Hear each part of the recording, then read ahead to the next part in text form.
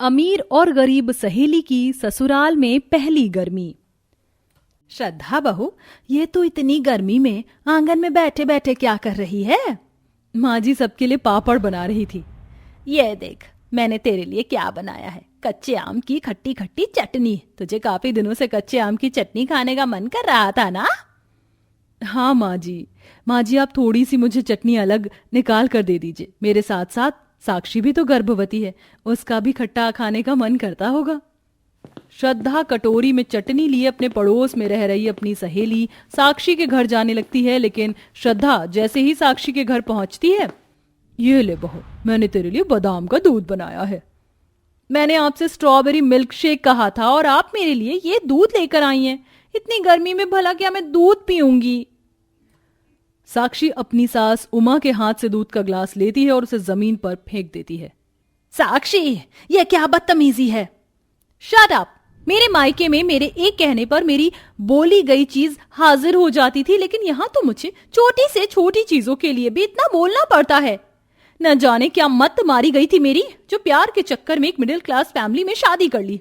इससे अच्छा तो मैं अपने डैड के मनपसंद लड़के से शादी करती, तो आज महारानियों की तरह ऐशो आराम की जिंदगी जी रही होती। साक्षी का ऐसा बर्ताव देख श्रद्धा को बिल्कुल अच्छा नहीं लगता और वो वापस अपने घर आ जाती है। साक्षी और श्रद्धा बचपन की बहुत अच्छी सहेलियां थी। जहां श्रद्धा एक गरीब परिवार से थी, वहीं साक्षी एक काफी रईस परिवार से थी। गरीब होने की वजह से श्रद्धा को योगेश नाम के गरीब लड़के से प्यार होता है और वो उससे शादी कर लेती है, लेकिन वहीं साक्षी प्यार के चक्कर में मिडिल क्लास राजन से शादी करके काफी पछता रही होती है। दोनों सहेलियां शादी के बाद एक दूसरे की पड़ोसन होने के साथ साथ गर्भवती भी होती हैं। माँ जी, बहुत गर्मी लग रही है, ऐसा लग रहा है कि उल्टी होने वाली है।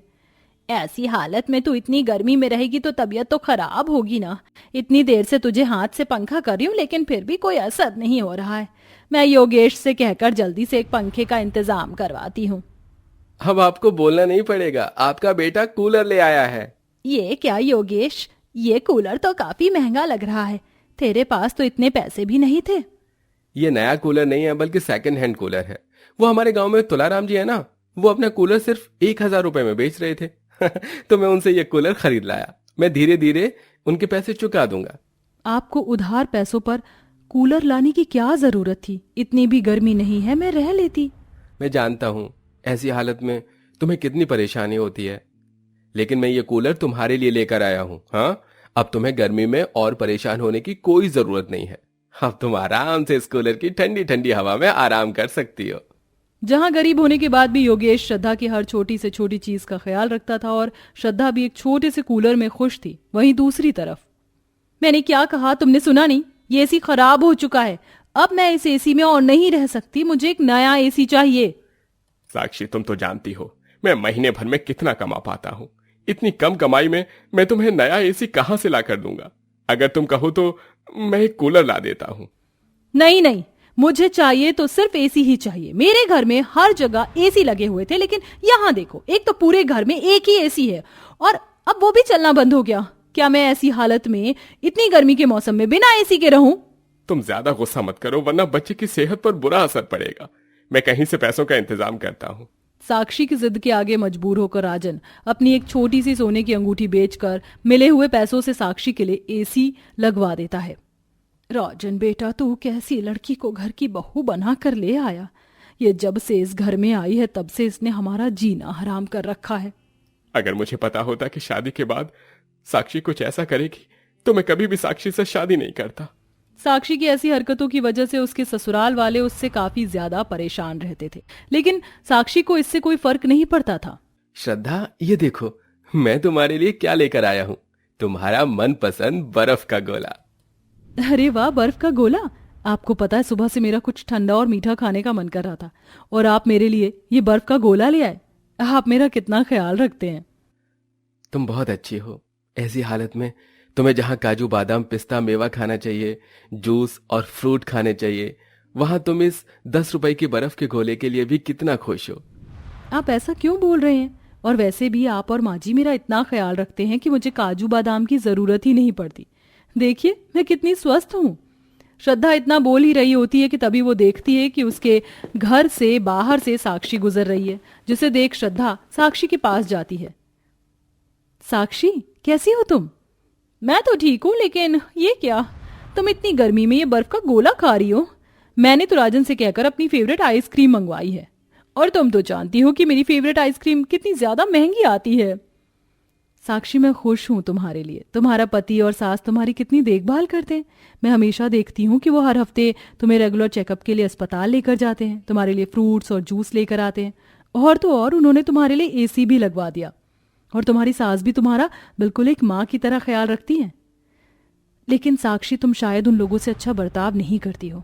तुम एक अमीर परिवार से हो और वो मिडिल क्लास परिवार से, लेकिन उसके बाद भी वो हमेशा तुम्हारी हर छोटी बड़ी चीज का ध्यान रखते हैं। लेकिन तुम हो कि उनसे इतना बुरा बर्ताव करती हो। तुम नहीं जानती इनके बारे में। जब तक इन्हें अच्छे से सुनाओ नहीं ना, तब तक ये लोग एक काम नहीं करते। साक्षी की बात सुन श्रद्धा को उसके ससुराल वालों के लिए काफी बुरा लगता है। श्रद्धा के समझाने पर भी साक्षी उसकी बात नहीं मानती। जहां गर्मी के मौसम में साक्षी एसी के सामने पूरा दिन आराम करती थी, वहीं श्रद्धा ऐसी हालत में भी आराम करने के साथ साथ घर की सभी जिम्मेदारियों को भी संभालती थी। वहीं अब साक्षी गर्मी की मौसम की वजह से शॉर्ट ड्रेस भी पहनना शुरू कर देती है। राम राम बहू, ये तूने कैसे कपड़े पहने हैं? अगर किसी ने तुझे इन कपड़ों में देख लिया तो लोग क्या कहेंगे? माँ जी, मैं शादी से पहले अपने घर में ऐसे ही कपड़े पहनती थी, और वैसे भी इतनी गर्मी में मैं साड़ी नहीं पहन सकती। वैसे मैं स्विमिंग पूल जा रही हूँ, स्विमिंग के लिए शाम को आने में लेट हो जाऊंगी। तेरा दिमाग तो नहीं खराब हो गया है? ऐसी हालत में तू स्विमिंग करने के लिए जा रही है? माँ जी, आप अपना भाषण अपने पास रखिए, मुझे स्विमिंग के लिए लेट हो रहा है। उमा की बात को नजरअंदाज कर साक्षी शॉर्ट ड्रेस पहने स्विमिंग के लिए घर से बाहर निकलती है कि तभी आस पड़ोस में रह रहे सभी लोग साक्षी को घूरने लगते हैं कि तभी वहां श्रद्धा आती है। ये क्या साक्षी, तुमने कैसे कपड़े पहने हैं? श्रद्धा, तू तो जानती है कि गर्मी के मौसम में मुझसे नहीं पहने जाते सूट सलवार और साड़ी, इसलिए मैंने अपने पुराने कपड़े पहन लिए और मैं स्विमिंग के लिए जा रही हूँ। क्या तू मेरे साथ चलेगी? स्विमिंग के लिए? साक्षी, तेरा दिमाग तो नहीं खराब हो गया? ऐसी हालत में भला कौन सी औरत स्विमिंग करती है? कौन सी औरत का तो मुझे नहीं पता, लेकिन मैं तो करती हूँ। इतना कहकर साक्षी स्विमिंग पूल के लिए चली जाती है। स्विमिंग पूल में उतरकर साक्षी स्विमिंग करने लगती है, लेकिन जैसे ही साक्षी स्विमिंग करके बाहर आती है, अचानक उसका प्लेटफॉर्म पर बैलेंस बिगड़ जाता है और वो सीधा पेट के बल पानी के अंदर गिरती है, जिसके चलते उसके पेट में दर्द शुरू हो जाता है। आसपास मौजूद लोग उसे अस्पताल लेकर जाते हैं। हॉस्पिटल वाले साक्षी के घर वालों को कॉल करते हैं, फिर वो सभी श्रद्धा के घर वालों के साथ भागे भागे अस्पताल आते हैं। डॉक्टर साहब, मेरी बहू कैसी है? वो ठीक तो है ना?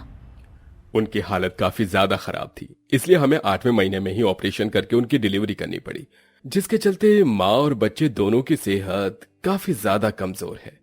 आप लोगों को उनका खास ध्यान रखना होगा। डॉक्टर की बात सुन सभी लोग काफी ज्यादा परेशान हो जाते हैं और साक्षी के पास जाते हैं। देख लिया बहू तूने, तेरी वजह से तेरे बच्चे की क्या हालत है। अगर तू हमारी बात मान लेती तो आज ऐसा कुछ भी नहीं होता। तूने हमेशा अपनी मनमानी की, हमें परेशान किया, हमें सताया, लेकिन हमने फिर भी तुझे कुछ नहीं कहा। लेकिन आज से तूने सारी हदें ही पार कर दी। तुम गर्मी से बचने के लिए स्विमिंग पूल चली गई। अगर तुम पानी में ना गिरने की बजाय सीधा प्लेटफॉर्म पर गिरती तो जानती हो क्या हो सकता था। तुमने पहले अपने ससुराल वालों का दिल दुखाया और अब अपने बच्चे की ऐसी हालत कर दी। सभी परिवार वालों की बातें सुन और अपने बच्चे की हालत देख साक्षी को अपनी गलती का एहसास हो जाता है। आप सभी लोग मुझे माफ कर दीजिए। गर्मी से बचने के लिए मैंने आप लोगों को कितना परेशान किया। अगर मैं आपकी बात मान लेती तो आज ऐसा नहीं होता, लेकिन मैं आपसे वादा करती हूँ सब कुछ ठीक कर दूंगी। साक्षी जैसे ही ठीक होती है तो वो अपने बच्चे का काफी अच्छे तरीके से ध्यान रखती है। सास और पति को परेशान करना बंद कर देती है, जिससे धीरे धीरे वो लोग उसे माफ कर देते हैं। और कुछ हफ्तों में श्रद्धा भी एक प्यारी सी बेटी को जन्म देती है और अब दोनों सहेलियां हंसी खुशी रहती हैं।